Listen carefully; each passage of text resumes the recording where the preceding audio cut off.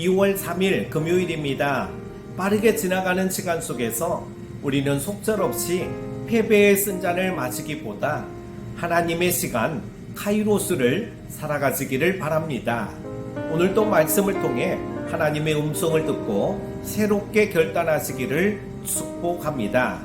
함께 묵상할 말씀은요, 사무엘상 7장 1절에서 11절입니다. 기럇여림 사람들이 와서 여호와의 궤를 옮겨 산에 사는 아비나답의 집에 들여놓고 그의 아들 엘리아사를 거룩하게 구별하여 여호와의 궤를 지키게 하였더니 궤가 기럇여림에 들어간 날부터 20년 동안 오래 있은지라.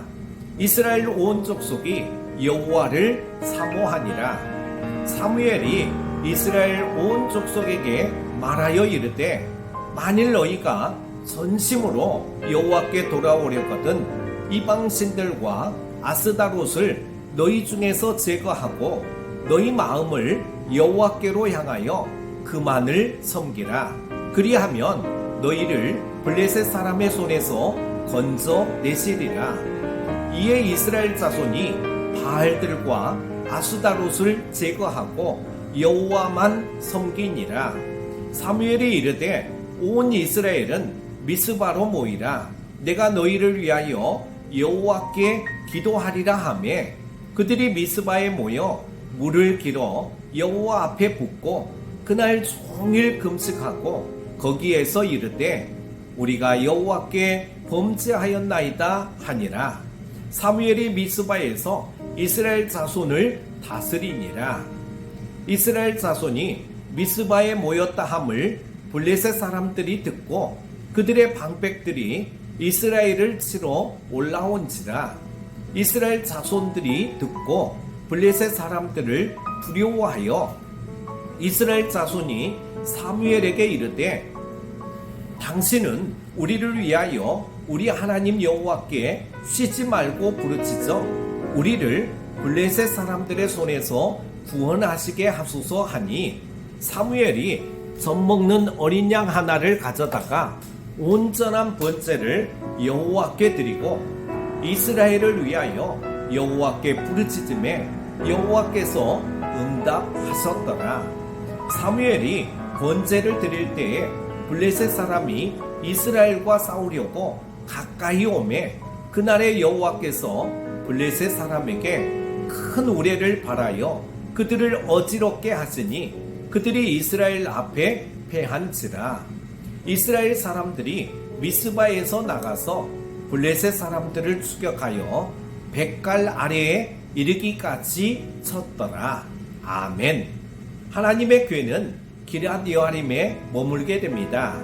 하나님의 임재를 상징하는 궤가 이스라엘에 다시 온 뒤로 이스라엘은 여호와만을 사모하며 평화로운 시간을 보냈습니다. 그리고 이스라엘의 마지막 사사였던 사무엘은 백성을 향해 오직 여호와 하나님만을 섬기라고 선포하며 그들을 미스바에 모아 대성회를 열고 금식하며 기도합니다. 하나님과 동행하며 화평을 누리는 말씀이 1절 2절에 기록되어져 있습니다. 블레셋에 있던 여호와의 궤가 이스라엘 땅으로 돌아왔습니다. 여호와의 궤가 상징하는 하나님이 당신 스스로의 위엄을 드러내신 것입니다. 베세메스 주민들은 여호와의 궤를 보관하며 큰 복을 누릴 수도 있었지만 경솔함과 교만으로 인해 오히려 큰 재앙을 경험했습니다. 겁에 질린 베세메스 주민들의 요청에 따라 궤는 기럇여림에 사는 아비나답의 집으로 옮겨졌고 사람들은 그 집안의 아들 엘리아사를 거룩하게 구별하여 그 궤를 지키게 했습니다. 백성은 하나님을 경외하는 마음을 회복했습니다. 베세메스에서 큰 슬픔을 겪었지만 그 일로 인해 백성이 하나님을 경외하게 된 것이죠. 어리석음과 재앙을 반복하던 이스라엘 백성이 하나님 앞에 돌아와 회개하며 그들의 눈을 하나님께로 향할 때 하나님은 그 땅에 오랜 평강과 안식을 허락하셨습니다. 3절에서 6절은 하나님과 변함없이 동행할 것을 결단하게 되는 말씀입니다. 사무엘은 이스라엘의 사사로서 영적 지도력을 발휘하여 이들이 온전한 마음으로 더 견고한 신앙을 가질 수 있도록 인도하죠. 사무엘은 백성에게 이방신들과 아스다로 신상을 제거하고 전심으로 여호와 하나님만을 섬길 것을 명령합니다. 이스라엘 백성은 순종하여 모든 우상을 제거하게 되죠. 이어서 사무엘은 이스라엘 백성을 미스바에 모이게 하고 이스라엘을 위해 중보기도 합니다.